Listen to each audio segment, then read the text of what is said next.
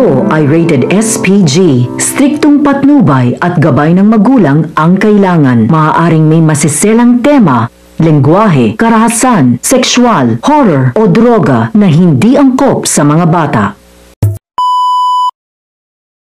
Sa pagkakaalala ni RJ na nakaraan niya ay maaapektuhan kaya ang relasyon ni na Carlos at Lyneth? Magandang araw at welcome back sa aking channel, mga kaganapan sa abot kamay na pangarap. Naligtas na nga si RJ dahil lumaban siya at sumunod siya sa sinabi ni Lyneth. Tinulungan sila ng mga rescuers. Sa kabilang banda, natatakot rin si Josa sa lindol at tinawagan niya si Cromwell. Pakiramdam niya buhay pa rin si Cromwell kung kausapin. Nakita niya ang cellphone technician. Nangangailangan ng pera dahil nasalanta ng lindol ang kanyang kapatid. Nung lapitan niya ay pinagbili pala ito sa kanya para magkaroon siya ng pera pero hindi ito kayang bayaran ni Josa. Sa kabilang banda, hindi pa nakakarating si Annalyn sa East Ridge, kaya nag-aalala na ang mga binata.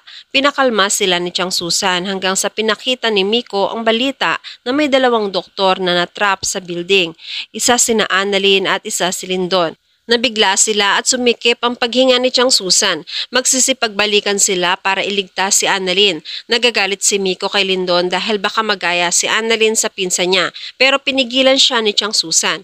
Kahit anong galit niya, hindi niya dapat pag-isipan ng masama si Lindon at nagtitiwala pa rin si Chang Susan na hindi pa babayaan ni Lindon si Annalyn.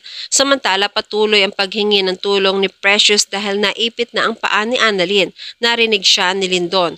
Tumakbo naman si Lindon para saklolohan si Annalyn dahil mababagsakan pa siya ng isang bagay. Nung malis na ni Lindon ng bagay na nakaipit sa paa ni Annalyn ay hindi naman siya makapaglakad kaya binuhat ni Lindon si Annalyn. Samantala, humihingi ng tulong si Zoe para maoperahan agad si Moira. Nagtaka ang mga kaibigan ni Annalyn na buhay pa pala si Moira. Nag-aalala rin si Zoe sa daddy niya pero walang balita si Dr. Ray. Nung tawagan ni Zoe ang driver ay nalaman niyang natrap din pala ang daddy niya sa flower shop. Dali-dali sila nagpunta sa lugar pero si Michael ang inabutan nila. Binalita ni Michael na dinala na ni Lyneth si RJ sa East Ridge. Nasa ospital na rin si Lyneth at ginagamot ang sugat niya. Dumating si Carlos para kamustahin siya. Inamin ni Lyneth na nakasama niya lang naman si RJ sa flower shop dahil nagkasabay sila at inabutan na sila ng lindol. Ilang sandali pa ay dumating si Zoe para kamustahin ang daddy niya. Inaway niya si Lyneth dahil magkasama sila ni Robert. Salot si Lyneth. Sinaway siya ni Carlos at hinatid siya para makita ang daddy niya. Sa kabilang banda, nagkamalay na rin si Robert. Natuwa si Giselle sa mga inamin ni RJ na naaalala niyang nakikipaghiwalay siya noon kay Moira para kay Lyneth. Ibig sabihin noon ay mas mahal niya si Lyneth. Ayon naman kay Giselle, kaunti pa lang ito. Mas malalaman niyang deserve ni na Lyneth at Annalyn si Robert. Iiwan niya rin sina Zoe at Moira dahil sa pagiging masamang ugali nila. Pero ayaw ni Robert dahil mahal niya ang kanyang pamilya, lalo na si Zoe. Ayaw naman pilitin ni Giselle si Robert dahil baka makasama pa ito kay Robert. Ngayon na maayos na ang lugar niya, sa tulong rin ni Lyneth ay makakaalala siya at malalaman niya ang tunay na ugali ni Moira. Alam na rin ni Robert na nagpapanggap lang si Moira. Napapaisip naman si Giselle kung ano ang magiging reaksyon ni Moira kapag malaman niyang may naaalala si Robert tungkol sa pakikipaghiwalay niya kay Moira. Sa kabilang banda, humingi naman ng pasensya si Dr. Ray kay Lyneth dahil sa mga ginawa ni Zoe. Sanay na rin naman si Lyneth at hindi siya magtataka kung darating din si Moira. Pero binalita ni Dr. Ray na nagpapagaling pa si Moira.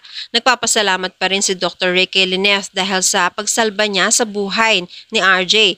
Nakita na rin ni Chang Susan si Lyneth at nagkayakapan sila. Hinanap ni Lyneth si Annalyn. Nag-iba ang timpla niya nung makita ang pag-aalala ni Chang Susan.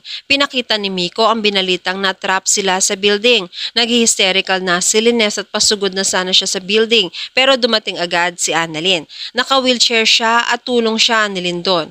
Sa teaser makikita na magkakasundo na sina Annalyn at Zoe. Hindi kaya magalit ni Zoe kay Annalyn dahil tinulungan ni Annalyn na mabuhay ang kanyang mami. Samantala sa pagkakaalala ni RJ na nakaraan niya ay maaapektuhan ng relasyon ni na Carlos at Lyneth. At yan ang mga pakakaabangan natin sa Abot Kamay na Pangarap. Kung gusto niyo ng mga ganitong klase ng video, please like this video and please subscribe to my channel. At pakihit mo na rin ang notification bell para ma-update ka kung meron tayong mga bagong uploads. Maraming salamat sa inyong panonood.